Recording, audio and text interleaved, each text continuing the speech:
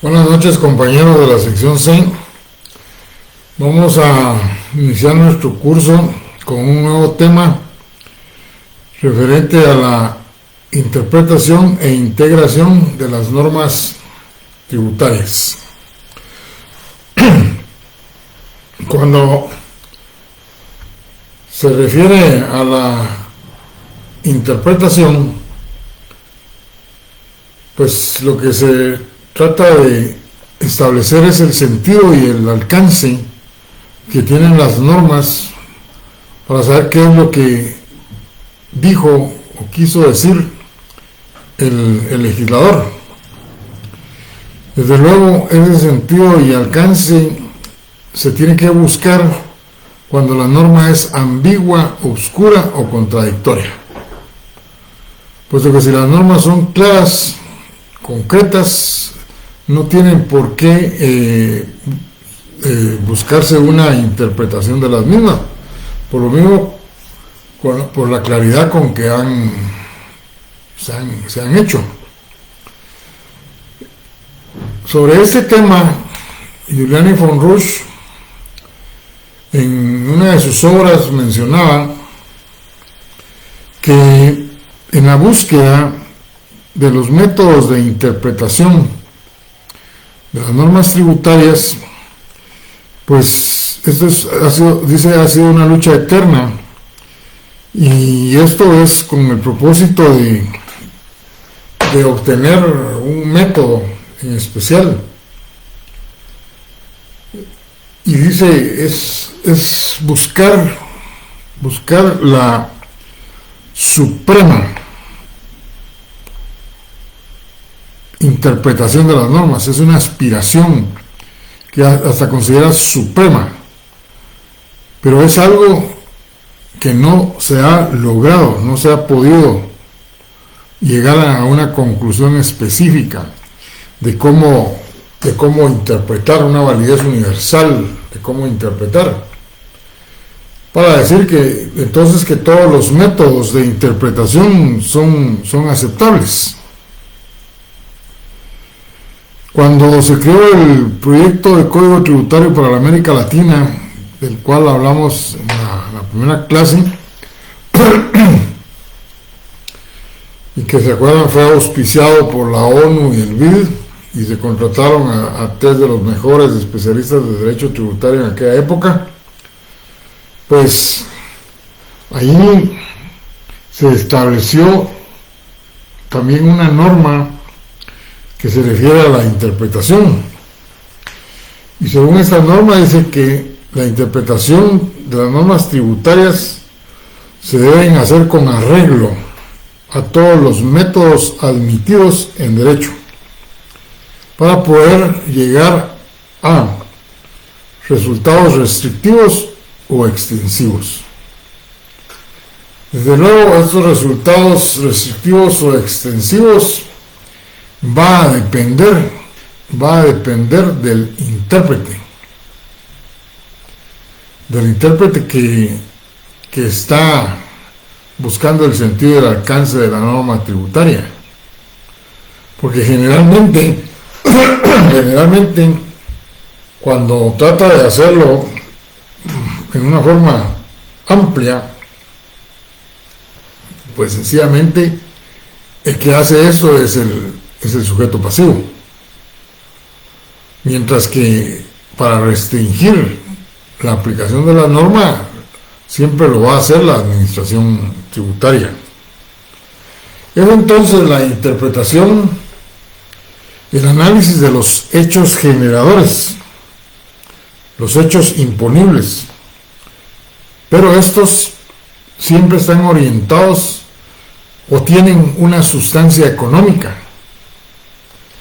y al tener el choque con el aspecto jurídico de estos aspectos económicos, es donde posiblemente la norma el legislador no logró su verdadero objetivo, y entonces la norma queda oscura, ambigua o contradictoria.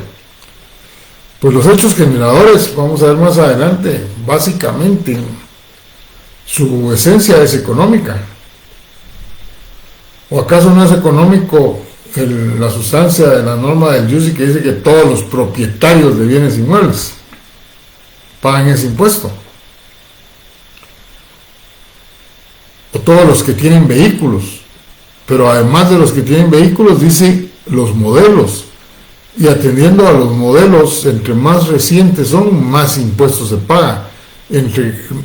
Siendo la marca menos popular o más especial, pues entonces va a pagar menos o más impuesto, pero todo está girando alrededor del aspecto económico.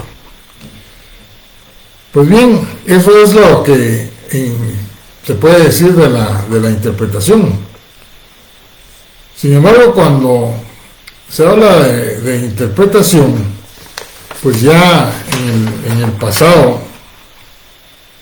ustedes conocieron a los principios de la carrera los métodos de interpretación que se daban para todos los derechos existentes, las normas de derecho existentes.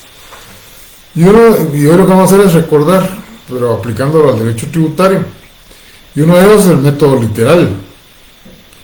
El método literal lo que tiene es que dice que las normas se deben de interpretar del sentido que surge de las palabras de acuerdo a lo que dice a lo que de ellas dice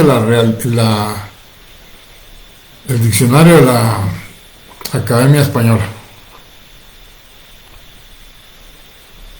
Entonces, si nosotros le buscamos a una norma ese sentido, ese alcance de interpretación, y la norma y la letra o palabra que nos está dando duda, vamos al diccionario de la Real Academia Española a buscar cuál es el sentido, pues posiblemente no va a tener una relación razonable con respecto a lo que en el contexto general de la norma es. Y la razón es muy sencilla. Muchas veces las normas o las leyes que crean los impuestos, que son presentadas las iniciativas por técnicos que conocen la materia tributaria, cuando ya llega al Congreso de la República, y ahora que estamos hablando precisamente de diputados, que ayer les dieron sus credenciales a los que fueron electos para el próximo periodo, pues se ha dicho en los medios, no lo estoy inventando yo, que la mayoría de ellos no son profesionales, son muchos de ellos ciudadanos comunes y corrientes como nosotros, sin ninguna especialidad, y que posiblemente por determinados intereses fueron puestos en el primer lugar del listado de diputados. No vamos a entrar está muy difícil la situación para estar entrando a discutir eso ahorita, pero si son puestos en la primera casilla y por la aceptación que tiene el partido, pues ganen. No porque nosotros los votantes conozcamos quién es el diputado, se han negado desde siempre a poner las fotos y a dar una información de quién es cada candidato a diputado. Y entonces el problema es que cuando ya están de diputados y van a conocer iniciativas de leyes tributarias, no tienen el conocimiento sobre lo que es la materia tributaria. Y está el otro problema de que tienen derecho, tengo entendido, a contratar asesores, pero no contratan asesores en base a su calidad profesional, por ejemplo, sino que muchas veces lo hacen por compadrazgo, y entonces seguimos en la misma. Eso sí, cuando llega la ley tributaria de la iniciativa, vienen los grupos de presión o la gente que los puso en esa primera casilla y tiene intereses respecto a esa nueva iniciativa tributaria, y entonces le da las directrices para que tal artículo no se apruebe en la forma que está, que se le cambie una coma, un punto y coma, un punto y aparte, o determinadas palabras. Y entonces ahí es donde surge el problema de que cuando esa norma se modifica, pero ya no por especialistas en la materia tributaria, sino por gente que está en el Congreso, le cambian el sentido y el alcance a la norma. Y eso hace que la norma sea ambigua, o sea, contradictoria con respecto al demás texto de la ley. Por eso en la doctrina se dice que el método literal es mejor no utilizarlo, por ese problema que les acabo de explicar. Luego está el método lógico. El método lógico es un método que lo que trata básicamente es de buscar lo que quiso decir la ley, utilizando los conocimientos sobre lógica jurídica que tenemos. Y para ello debe hacer un análisis del conjunto de normas que conforman en este caso la ley tributaria. Pero se pueden dar dos situaciones en esa vía, y es que se haga una interpretación amplia o una interpretación restrictiva. ¿Cuándo se da una interpretación amplia o extensiva? Cuando se le da a las palabras o a las normas un sentido más amplio de lo que surge de sus propias palabras. Y la restrictiva es lo contrario, a la amplia o extensiva. En la restrictiva se dice que es cuando el intérprete le da a las normas un sentido menos amplio de lo que fluye de las propias palabras. O sea, viene y reduce lo que está dando a entender el legislador. Hay un ejemplo que se dio mucho en los años anteriores, con la ley anterior del impuesto de la renta, y es que un régimen que existía en esa ley permitía deducibles, básicamente para los trabajadores, en relación de dependencia. Y entonces uno de los deducibles que se podía hacer de las rentas brutas era en una sola literal, los gastos médicos, los gastos de hospital, los exámenes de cualquier naturaleza, los rayos, todo lo que tuviera que ver, que ustedes piensen que tiene que ver con una enfermedad, desde el pago del médico, del hospital o del anestesista o el encamamiento, a lo que significa poder curarse.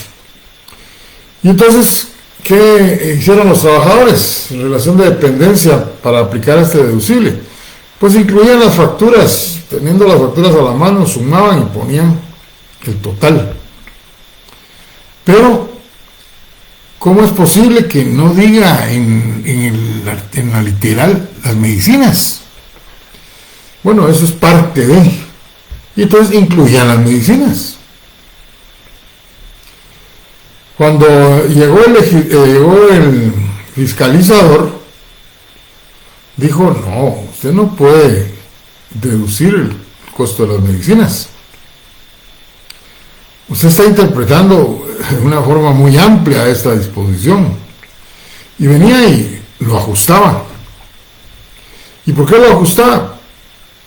Porque para juicio de ellos no es que se les haya olvidado a los legisladores poner la medicina, sencillamente no lo puso. Y como tal, la interpretación es restrictiva. Y por eso el motivo del ajuste. Y por eso, lo que dije al inicio, depende de quién interprete la norma, así lo puede hacer de una forma extensiva o restrictiva.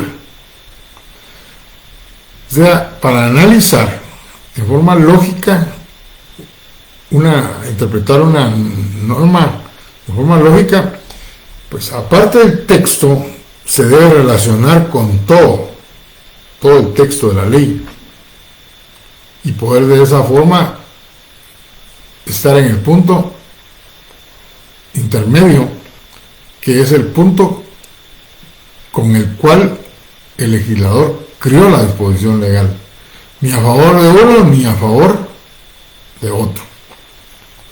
Luego está el método histórico. El método histórico lo que nos dice es que las normas se deben de interpretar de conformidad con las condiciones o hechos sociales que rodearon a la ley tributaria en el momento en que fueron creadas. Eso es algo difícil, y por eso dicen que este método no se debe aplicar. Así, no se debe aplicar, por la sencilla razón de que el derecho tributario es un derecho cambiante, en constante evolución. Va evolucionando conforme está evolucionando la sociedad, las actividades económicas. Y entonces tratar de interpretar una norma conforme al tiempo en que fue creado, eso no se ajusta a la realidad. Supónganse ustedes que el decreto ley del IVA todavía estuviera vigente tal y como se hubiera creado en el pasado, y en este momento quisiéramos interpretar una norma, pero para ello usáramos el método histórico y entonces tomáramos en cuenta la situación que se estaba viviendo en aquel momento. Ya les dije que voy a explicarles, cuando veamos la ley del IVA, algunos de los aspectos que rodearon la creación de ese decreto ley. Estábamos en pleno conflicto armado, más las incidencias del por qué fue creado, la presión contra Ríos Montt, pues sencillamente no son las mismas circunstancias que actualmente se están dando, aunque fuera un decreto ley, son diferentes. Y así podemos referirnos a otras disposiciones legales.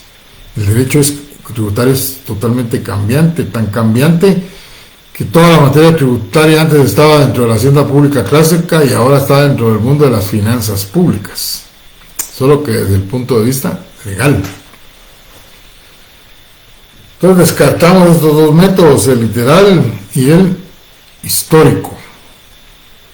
El metodológico no se puede descartar por la sencilla razón de que siempre va a haber un intérprete de parte del sujeto activo y un intérprete de parte del sujeto pasivo. Ahora bien, analizando la historia, encontramos que hay un método que, si bien originalmente no recibió el nombre, sí fueron mencionados los aspectos que se deben tomar en cuenta para realizar esa interpretación.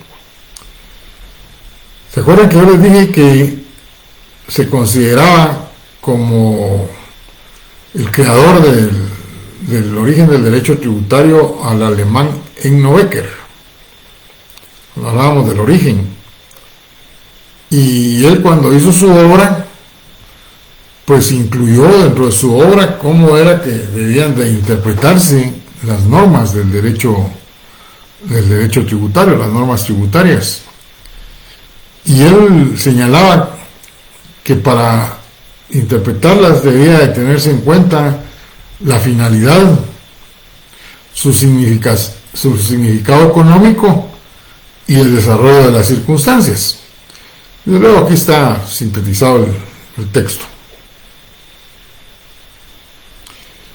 Ha evolucionado la sociedad y llega un momento en que entonces se crea un método, el método de la realidad económica. Y ese método de la realidad económica, que ha sido adoptado por países como Francia, Italia, también encontramos Suiza, pues sencillamente lo que encontramos es prácticamente lo que Enno Becker dijo desde aquellos tiempos. en 1919, si mal no recuerdo, les dije. Y ya países como esos que les acabo de mencionar, Francia, Italia, Suiza, Alemania, lo aplican plenamente. Y ya otros de América Latina. Y tal vez en una forma un poco rudimentaria, los jueces. Y es que para aplicar el método de la realidad económica, dice que se debe tomar en cuenta el fin u objeto de la ley. Ejemplifiquémoslo con una ley sencilla como es el JUSI. ¿Cuál es el objeto de la ley del JUSI? Pues la tenencia de los bienes inmuebles. Esa tenencia de los bienes inmuebles, pues definitivamente está vinculado con ese desarrollo de la sociedad. Tiene que ver con un aspecto económico. Y entonces dice que se debe tomar en cuenta la significación económica de ese objeto. Es el segundo elemento. ¿Y por qué su significación económica? Porque no se puede grabar un bien inmueble sin saber cuál es el significado económico en relación a su entorno.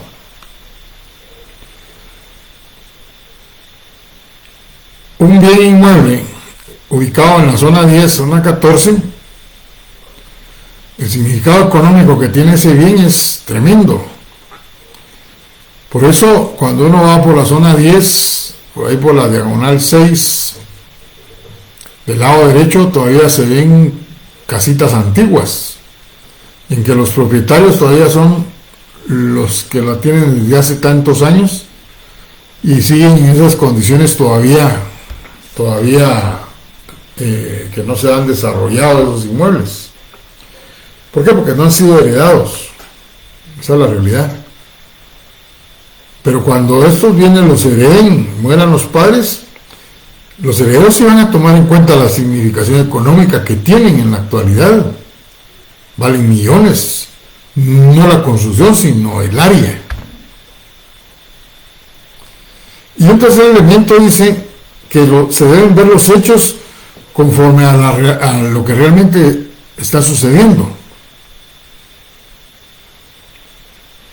Esto es una situación que ya vivimos aquí en Guatemala, en que un presidente, como fue Arzú, vio que en lo referente a los inmuebles estaba sucediendo algo que los inmuebles, y él le puso el ojo a los de la zona 10, zona 14, y no me acuerdo cuál era la otra, estaban subvaluados. Y entonces presentaron al Congreso un proyecto de ley del impuesto del JUSI, pero en él había un artículo en el cual facultaba a las municipalidades, a catastro municipal, a realizar avalúos de bienes inmuebles como por iniciativa propia, y era una normativa bien concreta. Y él la quiso aplicar con respecto a esas zonas, que es donde están subvaluados los inmuebles, edificios de 15 pisos, y el valor con que están registrados es, pero mucho menor de lo que realmente valen. Es cierto que en la matrícula fiscal, el avalúo fiscal no es el avalúo comercial, pero tampoco es para que lo rebajen a un 10-20% de lo que realmente vale el inmueble. Cuando se aprueba esa ley, inmediatamente, en una forma sorpresiva, se empiezan a hacer manifestaciones y toma de carreteras en el área sur por parte de campesinos, trabajadores del área rural, tomando las carreteras, diciendo de que esa ley iba en contra de sus intereses y un montón de cosas más que definitivamente les dijeron que tenían que decir. O sea, manipularon a la gente. ¿Quiénes? Los interesados en que no se fueran a hacer avalúos fiscales. Y estaba ya provocando tal problema que entonces socialmente, porque lo estaban manejando bien los interesados, que hubo que dar marcha atrás y fue derogada la ley. Y dejaron entonces la nueva ley del JUSI que ahora conocen, que es casi igual que la otra, pero quitándole los artículos que le daban esa facultad a las municipalidades. Y ahí era donde se estaba cumpliendo este tercer aspecto, ya en la realidad, ver los hechos como realmente están sucediendo. Solo vean la clase de construcciones que hay en estas zonas. Y entonces, la conclusión es que en la actualidad, independientemente de poder usar los otros métodos, que nadie puede obligar a que no lo hagan, el verdadero método que se debe de utilizar es el método de la realidad económica, con la aplicación de estos tres elementos que fueron creados con distintas palabras originariamente desde el año 1919 por este tratadista Eno Becker. Bueno, eso es con respecto a los métodos.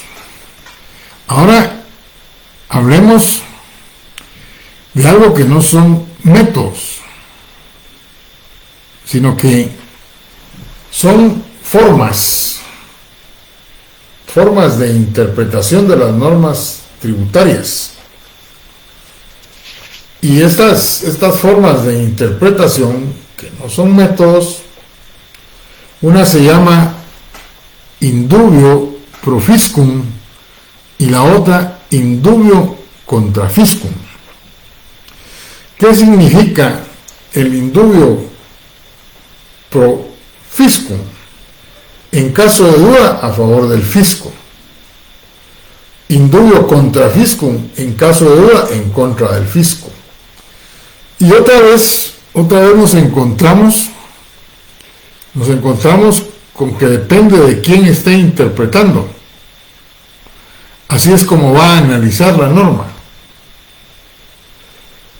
Si vemos la primera, es en caso de duda a favor del fisco. Pues esos van a ser los fiscalizadores de la SAT. Y eso se ha vivido, lo vivió el directorio por muchos años, que llegaban los recursos de revocatoria basados en una duda que existía respecto a la aplicación de una norma del IVA o del impuesto sobre la renta, y el fiscalizador, en lugar de una vez darle la razón al contribuyente, lo hacía en favor de la SAT, aun cuando estaba claro que el contribuyente tenía la razón. Pero para no meterse en problemas, mejor que sea un órgano superior el que diga que sí tiene la razón el contribuyente.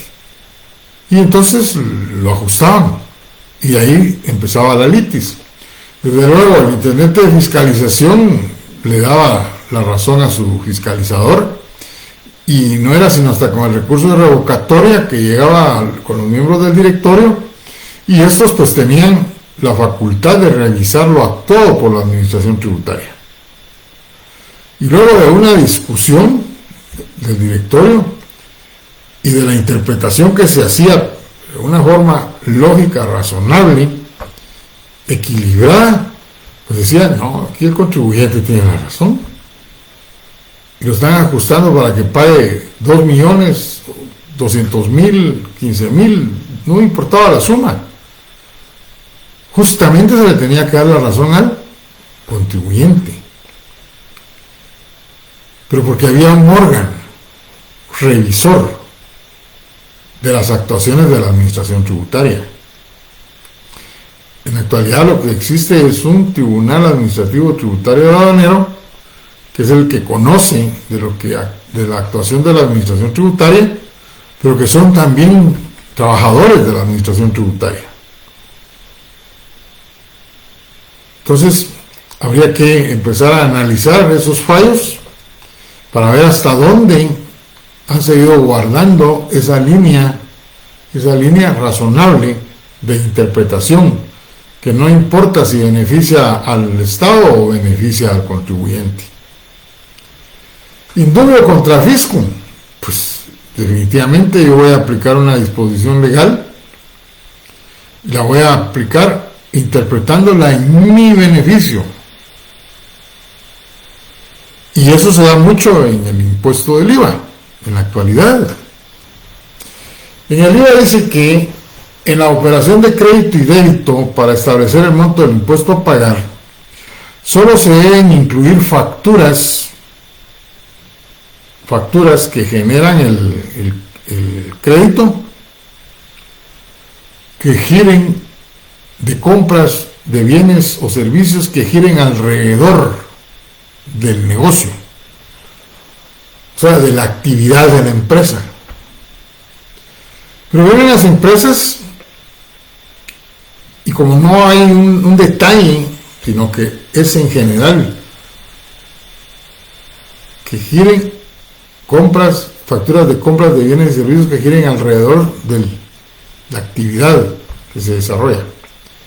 Entonces incluyen facturas que no tienen nada que ver con esa actividad.